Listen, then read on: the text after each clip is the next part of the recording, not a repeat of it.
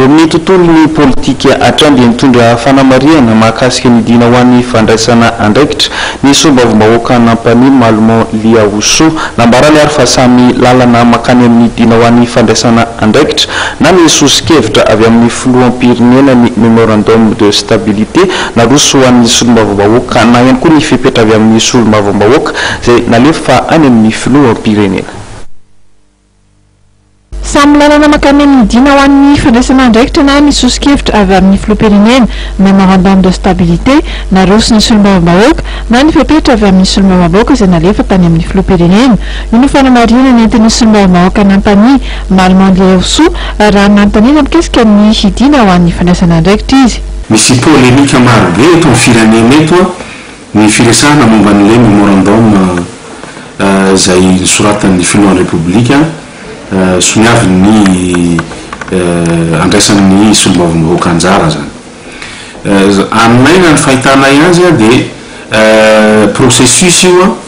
makany amin'ny fanaovana soni ny pacte de responsabilité izay décision navoakan'ny haute cour constitutionnelle taoriny reny resaka décence reny. Zavatra anankiroa no mety hijerena azy amin'ny terme ataontsika hoe mety hoe approche angambany. Ny sombavombahoaka taoriny décision ny ACC dia fanazavany azy hoe raha iroso amin'ny pacte de responsabilité itsika dia reto ny condition préalable ahafahana tonga makany amin'ny pacte de responsabilité dia io le nanoratan'le sombavombahoaka tany amin'ny filohan'ny repoblika iny. Nandray ny zavatra iny filohan'ny repoblika dia ny azy dia nitsony tao anatina memorandum hoe raha ohatra ka iroso any amin'ny pacte de responsabilité itsika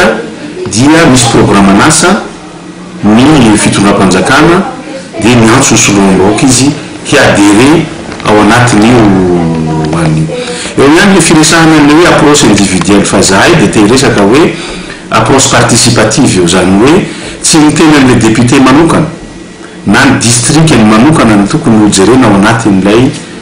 fifanarahana miaraka amin'ny filohan'ny repoblika fa ny hoe stabilité ny firenena ray manontolo zany